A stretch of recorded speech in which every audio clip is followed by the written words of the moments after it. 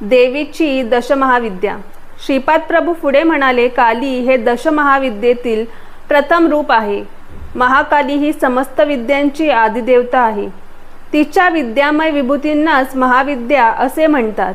एकेकाळी हिमालयातील मातंग ऋषींच्या आश्रमात सर्व देवतांनी महामायेची स्तुती केली। त्यावेळी अंबिकेने मतंग वनिता रूपात दर्शन दिले। ती काजळासारखी काळ्या रंगाची असल्याने तिचे नाव कालिका देवी पडले। तिने शुंभ निशुंभ राक्षसांचा वध केला। तिचे रूप काळे निळे असे असल्याने तिला तारा असे सुद्धा नाव आहे। कोणताही संकल्प अथवा फलीभूत न झालेली योग साधना अल्प काळात गंतव्यस्थानास पोहोचावी यासाठी काली मातेची उपासना करतात। या साधन काळात काली मातेच्या साधकाच्या अंगाचा भयंकर दाह होतो, तो सहन करावा लागतो। दशमहाविद्येतील दुसरे रूप तारा देवीचे आहे। ही माता मोक्षदायिनी सर्व दुःखांपासून तारण करणारी आहे, त्यामुळे तिचे तारा हे नाव प्रख्यात झाले। या देवीस नील सरस्वती असे सुद्धा नामाभिधान आहे।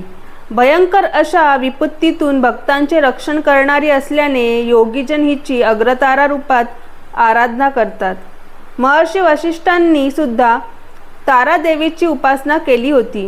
चैत्र शुद्ध नवमीच्या रात्रीस तारा रात्री असे म्हणतात। दशमहाविद्येतील तिसरे रूप छिन्नमस्ता देवीचे आहे।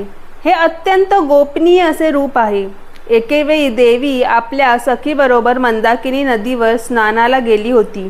तिच्या द्वारपालांनी भोजनाविषयी विचारले, तेव्हा तिने आपल्या तलवारीने आपला शिरच्छेद केला।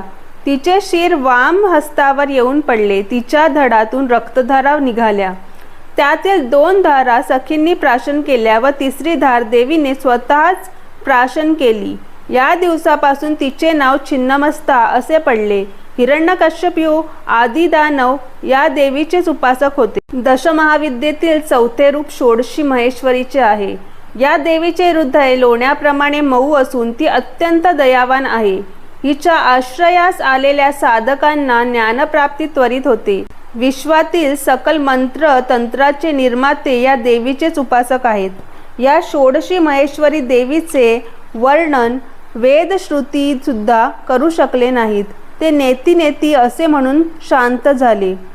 ही प्रसन्न वदना माता भक्तांचे सकल मनोरथ पूर्ण करते। या भगवतीच्या उपासनेने भोग मोक्ष दोन्हीची प्राप्ती होते। दशमहाविद्येतील 5वे रूप भुवनेश्वरी देवीचे आहे। सप्तकोटी महामंत्र या देवीचे उपासक आहेत। या देवीजवळ काली तत्वापासून ते कमला तत्वापर्यंत 10 अवस्था असतात।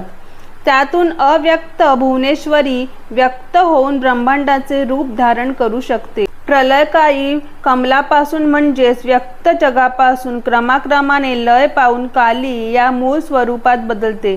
यामुळे या देवीला काळाची जन्मदात्री असे सुद्धा म्हणतात। दशमहाविद्येमध्ये 6वे रूप त्रिपुर भैरवीचे आहे। महाकाला शांत करू शकणाऱ्या या शक्ती स्वरूपालाच त्रिपुर भैरवी असे म्हणतात। ही त्रिपुर भैरवी नरसिंह भगवानांची अभिन्न शक्ती आहे असे शास्त्रांत सांगितले आहे।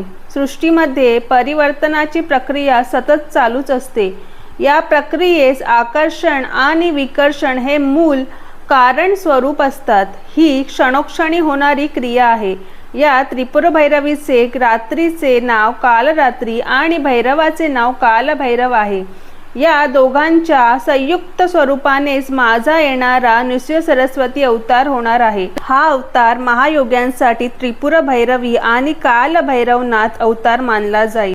दशमहाविद्येतील 7वे रूप धूम्रावती आहे। ही धूम्रावती उग्रताराच आहे। या देवीस शरण जाणाऱ्या साधकांची सारी संकटे नष्ट होऊन तिच्या कृपाप्रसादाने सकल संपदा प्राप्त होते। दशमहाविद्येतील 8वे रूप बगलामुखी देवीचे आहे। ऐहिक पारलौकिक देश समाजाचे अरिष्ट निवारणासाठी तसेच शत्रूच्या शमनासाठी या देवीची आराधना केली जाते। विष्णू भगवान परशुराम हे या देवीचे भक्त होते। श्री तिरुमला क्षेत्रातील श्री व्यंकटेश्वर स्वामींनी या देवीची मातेच्या स्वरूपात आराधना केली होती। दशमहाविद्येतील 9व रूप मातंगी मातेचे आहे। मानवाच्या गृहस्थ जीवनास सुखी करून पुरुषार्थ सिद्धीस नेण्याची शक्ती मातंगी मातेचीच असते. या देवीला मातंग ऋषींची कन्या असे सुद्धा म्हणतात. दशमहाविद्येतील 10वे रूप कमलालया मातेचे आहे. ही सुख समृद्धी प्रदान करणारी देवता आहे.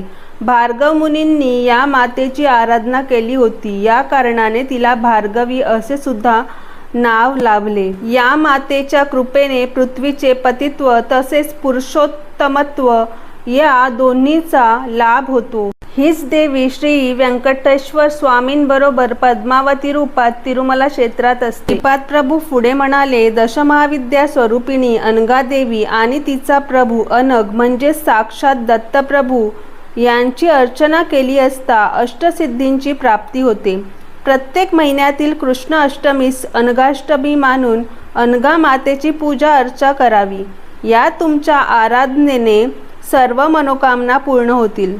प्रभू पुढे म्हणाले, अरे शंकर भट्टा, तू रचलेल्या श्रीपाद श्रीवल्लभ चरित्रामृताचे पारायण करून येणाऱ्या शुक्ल अथवा कृष्ण अष्टमीस अनघा अष्टमीचे व्रत करून 11 गृहस्थांना जेवण द्यावे अथवा त्यांना पुरेल एवढ्या शिदा सामुग्रीचे दान करावे. अशा पारायणाने व अन्नदानाने इच्छित फलप्राप्ती निश्चित होते. श्रीपादराजं शरणं प्रपद्ये.